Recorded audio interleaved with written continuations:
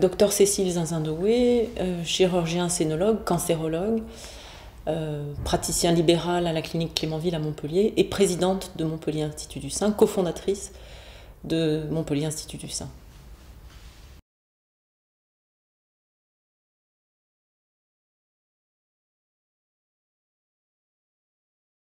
Dans une première partie, le matin, on va amener de l'information sur la réalité de ce que vivent les patientes. On va d'ailleurs amener des témoignages, etc. Voilà. Pour dire, il y a un problème, on va en apporter des preuves, parce qu'il y a des statistiques, il y a des études voilà, qui permettent de prendre conscience du problème et de l'ampleur du problème, y compris dans la description de ce que vivent les femmes qui sont confrontées à la maladie. C'est-à-dire, c'est pas juste de l'épidémiologie, c'est aussi individuellement la maladie, les traitements, qu'est-ce que ça peut provoquer et comment est-ce que ça peut impacter l'efficience professionnelle, la performance, etc. Ensuite, dans le déroulement, toujours dans cette première partie, cette matinée du colloque, il va y avoir une partie qu'on a voulu dédier à justement une parole politique. C'est-à-dire, l'État peut faire quelque chose, culturellement, collectivement, quelle est notre responsabilité collective par rapport à ça?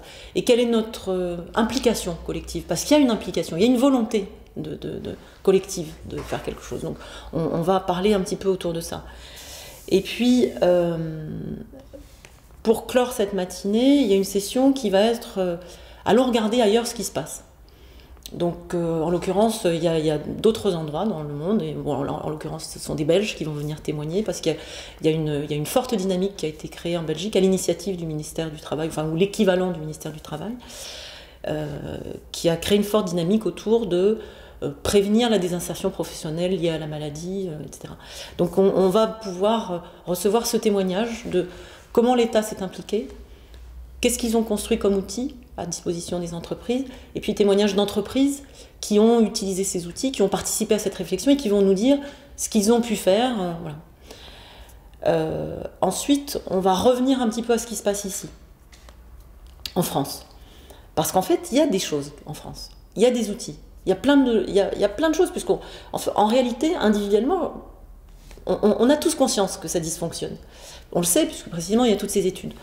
Donc, on va se dire, qu'est-ce qui est à notre disposition? Et là, on a invité à intervenir toutes les institutions qui peuvent mettre à disposition des patients, des médecins, des entreprises, des dispositifs d'accompagnement, des dispositifs d'aide qui sont sous-utilisés parce qu'ils sont tout simplement méconnus. Moi, je fais de la cancérologie depuis 20 ans.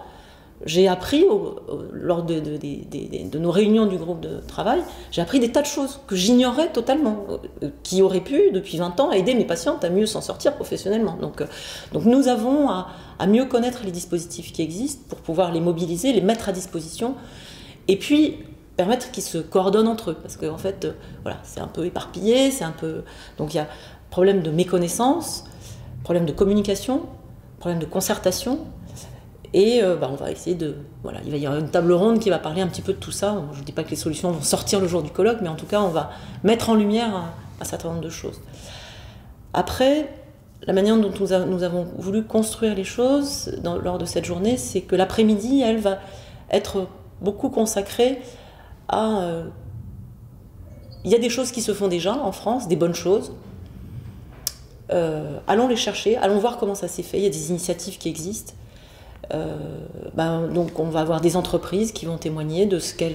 Alors elles sont à des étapes différentes, quelquefois des entreprises qui initient quelque chose, quelquefois des entreprises qui sont déjà depuis plusieurs années dans une dynamique bien enclenchée, et donc pour que ça parle et que pour essayer de donner les petites recettes des uns et des autres en quelque sorte, hein, donc voilà. Il existe aussi des professionnels, des institutions, parfois associatives, souvent associatives, qui ont pour fonction, qui ont pour mission, qui ont pour volonté d'accompagner les entreprises qui souhaitent se mettre dans cette logique vertueuse pour faciliter le maintien, le retour à l'emploi, etc. Donc c'est à ces institutions-là, enfin quelques-unes d'entre elles en tout cas, ces associations que nous allons donner la parole, justement pour donner des pistes, que les entreprises qui souhaitent suivre l'exemple des autres, puissent se dire, ah ben voilà, mais il y a des choses... L'idée, c'est qu'à la fin de ce colloque, à la fin de cette journée, bon, d'une part, il y a une prise de conscience, et puis que aussi, chacun, à la fois, encore une fois, patient, clinicien, entreprise, quelle que soit sa fonction, puisse se dire, ben, il y a des choses, voilà, je vais aller chercher ce dont j'ai besoin pour avancer, pour bouger. C'est l'histoire du colibri, vous savez. Voilà. Si chacun fait sa part, ben, quelque chose va bouger dans l'ensemble. Et c'est vraiment l'objectif de ce colloque. Et d'ailleurs, nous terminerons cette journée par l'intervention d'un philosophe, parce qu'on voulait peut-être élever un peu le débat. Emmanuel Jafflin, qui est quelqu'un qui a écrit sur l'éloge de la gentillesse en entreprise. Et là aussi, on est dans une forme de révolution culturelle, se dire peut-être que dans nos vies en général, dans l'entreprise en particulier, qui est un monde où on est dans la performance, etc., où, voilà, c'est un monde difficile, hein, parce qu'il faut défendre son bout de gras, logiquement. Mais là, se dire comment est-ce qu'on peut peut-être faire un peu différemment. Bon, alors je ne connais pas exactement le propos d'Emmanuel Jafflin, mais il le développera et ce sera la clôture de cette journée. Il y a aussi en grand témoin de ce colloque, Frédéric Degelt. Oui. Alors nous souhaitions un grand témoin qui soit quelqu'un de la société civile, complètement extérieur, qui n'est pas particulièrement spécialiste du sujet, mais qui puisse être là justement pour interroger, interpeller, titiller un peu, pousser dans les retranchements les uns et les autres, pour essayer d'amener plus loin. Et puis aussi, parce que nous connaissons les uns et les autres, hein, notamment les médecins, des fois on est dans du jargon, dans des choses incompréhensibles. Il faut bien qu'il y ait quelqu'un qui soit là pour dire attendez, là ça va trop vite, là on n'a rien compris à ce que vous nous avez raconté. Frédéric Degelt, qui est journaliste, écrivain, et qui a une sensibilité forte pour ceux qui ont eu le bonheur de lire ses ouvrages, va savoir faire ça. Être vraiment la personne qui va être le fil rouge et être la parole publique. Nous donnerons aussi la parole à la salle, évidemment, hein, mais Frédéric va avoir ce rôle-là.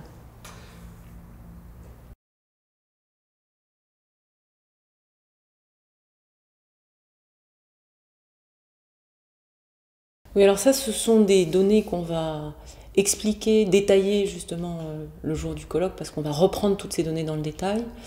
Mais en effet, il y a de toute façon une antinomie entre être malade, à l'arrêt, alors que l'entreprise, elle est en mouvement. Et donc, évidemment, la personne malade qui se retrouve au sein de l'entreprise qui est en mouvement n'est pas dans le même temps que le reste de l'entreprise. Et forcément, ça dysfonctionne. Alors, ça dysfonctionne de différentes manières. C'est ce dont on va parler au moment du colloque. Mais cette gêne, elle est perceptible par les uns, par les autres. Ça crée des difficultés qui peuvent persister si on n'en prend pas conscience et si on n'anticipe pas sur la manière d'aborder ces difficultés, ça peut créer de la rupture. Et c'est l'objet de notre colloque, c'est vraiment de parler de ce temps-là, de ce moment où la maladie fait que la vie professionnelle s'arrête ou est entravée, et comment est-ce que, pour un patient, pour un médecin, pour un chef d'entreprise, pour un manager, pour un médecin du travail, pour un médecin de la caisse d'assurance maladie, finalement tous les acteurs qui vont, et même pour un établissement de soins, je dois dire, tous les acteurs qui vont être intervenants à un moment ou à un autre peuvent avoir un rôle à jouer pour être facilitateurs de ce risque de rupture qui peut être évidemment une souffrance supplémentaire là on parle du cancer du sein, donc pour les femmes qui ont un cancer du sein, mais pour n'importe quelle personne qui est confrontée à la maladie. C'est là qu'on parle de double peine, c'est-à-dire qu'on est malade, et en plus, on se trouve avec sa vie qui se retrouve totalement, et notamment sa vie professionnelle, totalement déconstruite. Et cette double peine, peut-être est éthiquement, moralement, plus possible. Il faut qu'on fasse quelque chose, il faut qu'on trouve des solutions, et qu'on en parle. Donc le début, c'est en parler, échanger, communiquer, diffuser de l'information, essayer de comprendre ce qui se passe pour essayer d'apporter des solutions. C'est l'objet de ce colloque.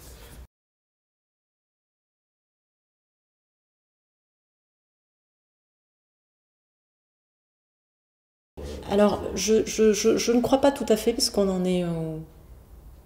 Alors, j'ai un trou. Deuxième, troisième plan cancer. En fait, il est vrai que peut-être est-ce l'évolution, justement, de la recherche et de la médecine qui fait que notre première préoccupation, ça a été de traiter et de soigner.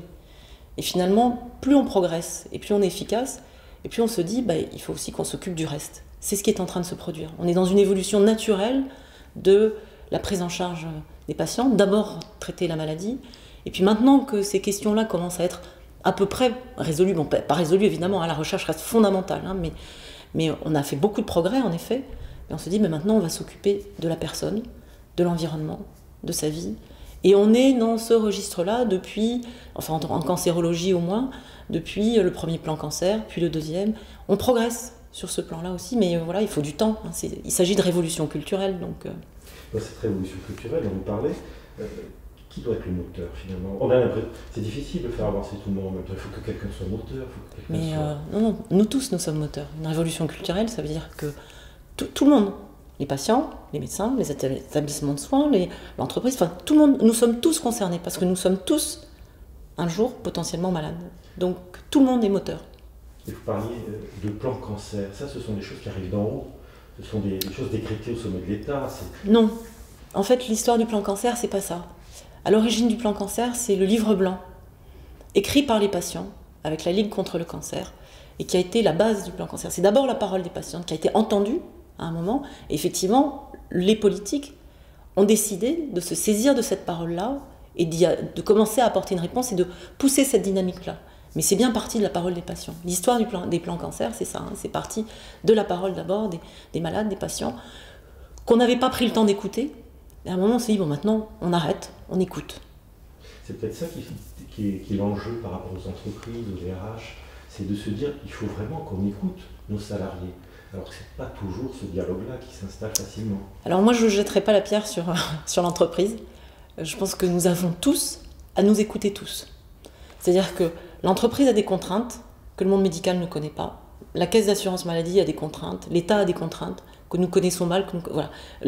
C'est toujours pareil, c'est un problème de concertation, de communication. Il faut amener de la fluidité, que chacun prenne conscience des contraintes des uns et des autres, les prenne en compte pour que ça bouge de manière harmonieuse. Il n'y a pas d'un seul responsable.